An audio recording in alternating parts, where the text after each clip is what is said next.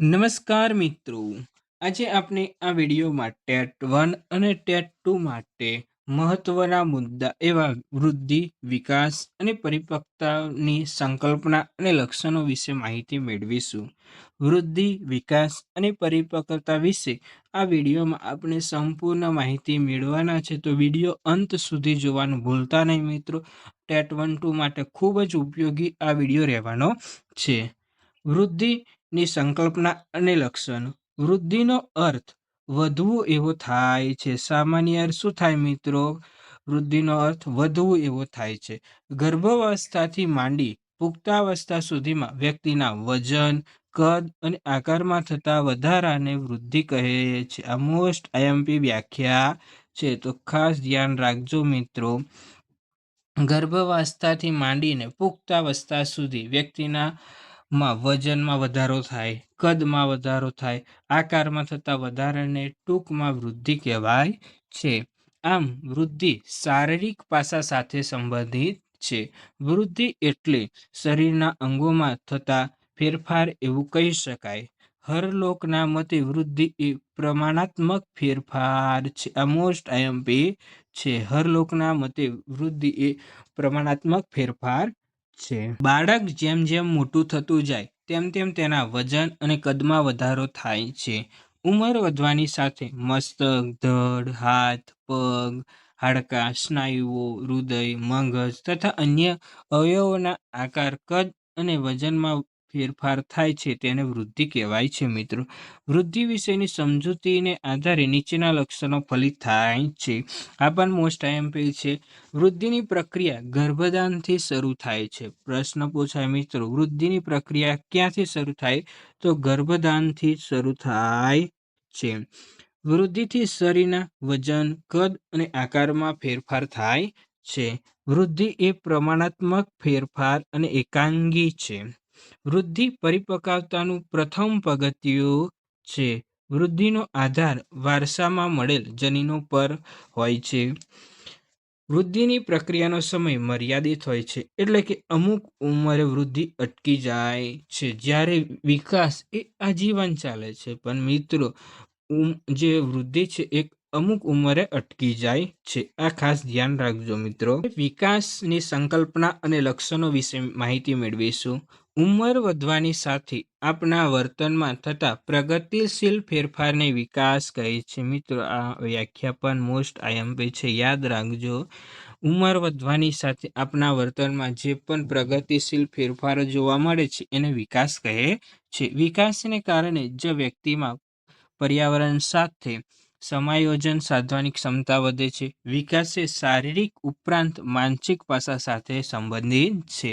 એટલે કે વિકાસ એ માનસિક પાસા સાથે સંબંધિત છે. વિકાસની પ્રક્રિયા એ વૃદ્ધિ કરતાં જટિલ છે. વૃદ્ધિ કરતાં જટિલ છે.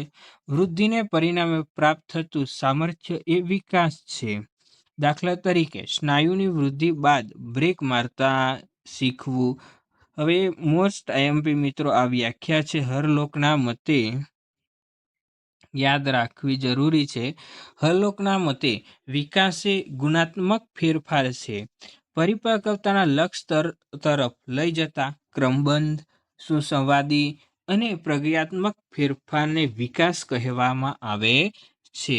હરલોકે વૃદ્ધિને પરિણાત્મક કીધું હતું. આ હરલોકે વિકાસને શું કીધું છે? ગુણાત્મક ફેરફાર કીધું છે. આ ખાસ ધ્યાન રાખજો મિત્રો. વિકાસમાં તથા ફેરફારની ચોક્કસ દિશા હોય છે. વિકાસ ક્રમબદ્ધ અને સુસંવાદી છે, એટલે કે વિકાસની પ્રક્રિયામાં એક તબક્કા પછી બીજો અને બીજા પછી ત્રીજો એમ ક્રમ જોવા મળે છે. જેમ બાળક ગબડે, ઘૂંટણીએ પડે, ટેકો દઈને ઊભા રહેતા શીખે, પછી ચાલતા, દોડતા, કૂદતા શીખે છે.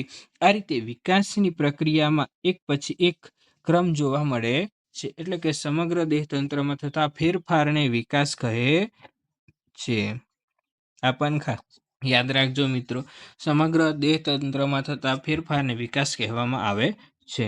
આગળ જોઈએ. વિકાસ વિશેની સમજૂતીના આધારે એના લક્ષણો ફલિત થયા છે, જે નીચે પ્રમાણે છે.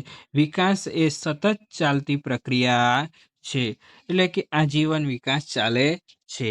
વિકાસ વર્તનમાં થતા ફેરફાર સાથે સંકળાયેલ છે. આપણા વર્તનમાં ફેરફાર જે થાય તે વિકાસ સાથે સંકળાયેલ છે. વિકાસ એ ગુણાત્મક ફેરફાર સૂચવે છે. વિકાસ એ ચોક્કસ અને ક્રમબદ્ધ હોય છે. વિકાસ સર્વાંગી સાંગોપાંગ ફેરફાર સૂચવે છે. આપણને યાદ રાખજો મિત્રો, વિકાસ પર શિક્ષણ અને તાલીમની અસર થાય છે. આપણે જે શિક્ષણ મેળવીએ છીએ, તાલીમ મેળવીએ છીએ, તેની અસર વિકાસ પર થાય છે. હવે આપણે પરિપક્વતાની સંકલ્પના જોઈશું. વૃદ્ધિ અને વિકાસની મહત્તમ કક્ષા એટલે પરિપક્વતા. મોસ્ટ આઈએમપી છે મિત્રો, આ વ્યાખ્યા ધ્યાન રાખજો. વૃદ્ધિ અને વિકાસની મહત્તમ કક્ષા એટલે પરિપક્વતા.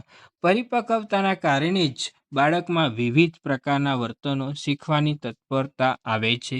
ગર્ભાધાનથી ક્રમશઃ બાળકની વૃદ્ધિ શરૂ થઈ ક્રમશઃ પુખ્ત વયે ચરમસીમાએ પહોંચે છે. કોઈપણ પ્રકારની તાલીમ કે અનુભવથી નિરપેક્ષપણે થતી વિકાસની ઘટનાને પરિપક્વતા કહે છે. કોઈપણ પ્રકારની તાલીમ કે અનુભવથી નિરપેક્ષપણે થતી વિકાસની ઘટનાને શું કહેવાય છે મિત્રો?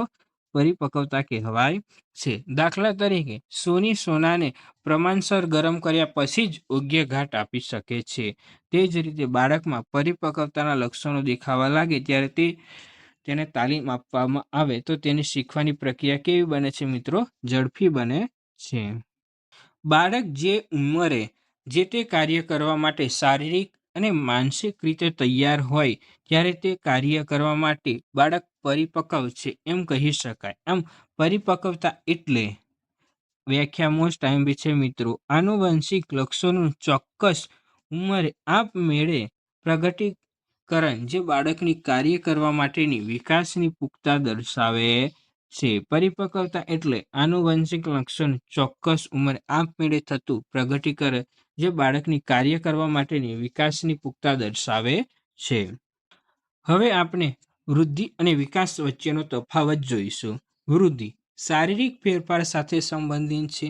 વિકાસ શારીરિક ઉપરાંત માનસિક ફેરફાર સાથે સંબંધિત છે. બીજો મહદઅંશે વારસા પર આધારિત હોય છે, જ્યારે વિકાસ એ વારસા ઉપરાંત વાતાવરણ પર આધારિત હોય છે. વૃદ્ધિ એ સહજ અને સરળ પ્રક્રિયા છે, જ્યારે વિકાસ એ સંકુલ અને જટિલ પ્રક્રિયા છે. વૃદ્ધિ ભૌતિક માપ પદ્ધતિથી માપન થઈ શકે છે, જેમ કે ઊંચાઈ, વજનનું માપન, જ્યારે વિકાસ એ મનોવૈજ્ઞાનિક ઉપકરણો દ્વારા માપન થઈ શકે છે, બુદ્ધિનું માપન, સ્મૃતિનું માપન વગેરે. વૃદ્ધિ અમુક ઉંમરે અટકી જાય છે મિત્રો, જ્યારે વિકાસ એ આજીવન ચાલતી પ્રક્રિયા છે. વૃદ્ધિ એ વિકાસની પૂર્વશરત છે. દાખલા તરીકે સ્નાયુની વૃદ્ધિ, જ્યારે વિકાસ એ વૃદ્ધિની અનુગામી ઘટના છે, જેમ કે બ્રેક મારતા શીખવું. વૃદ્ધિ એ પ્રમાણાત્મક ફેરફાર છે, જ્યારે વિકાસ એ ગુણાત્મક ફેરફાર છે. 8મું, શરીરના કોઈપણ એક અંગ વિશેનો એકાંગી ફેરફાર સૂચવે છે. વૃદ્ધિ એ શરીરના અંગોમાં જે ફેરફાર થાય છે એ દર્શાવે છે, જ્યારે વિકાસ એ સર્વાંગી સાંગોપાંગ ફેરફાર સૂચવે છે મિત્રો.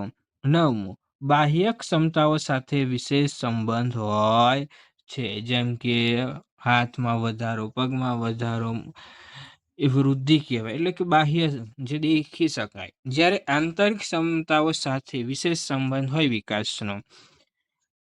વૃદ્ધિ શરીરના વજન, કદ અને આકારમાં થતો વધારો એટલે વૃદ્ધિ કહેવાય મિત્રો. પછી પરિપક્વતાના લક્ષ્ય તરફ લઈ જતો ક્રમબદ્ધ, સુસ્વાદી અને પ્રગત્યાત્મક ફેરફાર એટલે વિકાસ છે. આ સિદ્ધાંતો દરેક બાળકમાં વિકાસની પ્રક્રિયા લગભગ સમાન જોવા મળે છે મિત્રો. વિકાસ ક્રમિક અને તબક્કાવાર થતો હોવાથી વિકાસની આગાહી કરી શકાય છે. વિકાસની પ્રક્રિયામાં કેટલાક મૂળભૂત સિદ્ધાંતો જોવા મળે છે. આ મોસ્ટ આઈએમપી સિદ્ધાંતો છે, મૂળભૂત સિદ્ધાંતો, જેમાં વિકાસ ચોક્કસ સ્તરે પ્રમાણે થાય છે. વિકાસની પ્રક્રિયા ઉપરથી નીચે તરફ એટલે કે મસ્તકથી ધડ તરફ થાય છે. મિત્રો, જ્યારે નાનું બાળક હોય ત્યારે એ પહેલાં એનું માથું કંટ્રોલ કરતા શીખે, પછી ધીરે ધીરે ધડ એ રીતે ઊભા થતા શીખે છે. એ રીતે આખી આ પ્રક્રિયા છે, એટલે કે મસ્તકથી ધડ તરફ હોય છે. વિકાસની પ્રક્રિયા કેન્દ્ર મધ્ય ભાગથી પરિઘ છેડા તરફ થાય છે. વિકાસની પ્રક્રિયા સામાન્યથી વિશિષ્ટ તરફ થાય છે. વિકાસ એ જન્મથી મૃત્યુ સુધી સતત ચાલતી પ્રક્રિયા છે. વિકાસ અને વૃદ્ધિ એકબીજા પર આધારિત છે. મોસ્ટ આઈએમપી વિકાસની પ્રક્રિયામાં વ્યક્તિગત ભિન્નતા જોવા મળે છે, એટલે કે વિકાસની પ્રક્રિયામાં દરેક બાળકમાં વિભિન્નતા જોવા મળે. વિકાસની પ્રક્રિયા પરાવલંબનથી સ્વાવલંબન તરફ જાય છે. પહેલાં નાનું બાળક હોય બીજા પર આધાર રાખે, પછી પોતે મોટું બાળક થઈ જાય ત્યારે એ પોતે કામ કરી શકે કંઈ પણ, એટલે સ્વાવલંબન તરફ છે. મિત્રો, આપને અહીંયા સુધી વિડીયોમાં માહિતી મેળવી. આગળની માહિતી આવતા વિડીયોમાં આપણે મેળવીશું અને પછીનો એક વિડીયો આપણે MCQ જોઈશું. તો વિડીયો ગમ્યો હોય તો લાઈક કરજો અને તમારા મિત્રોને પણ જે ટેટ 1-2ની તૈયારી કરી રહ્યા છે તેમને પણ શેર કરજો અને ફરી મળીશું નવા વિડીયો સાથે.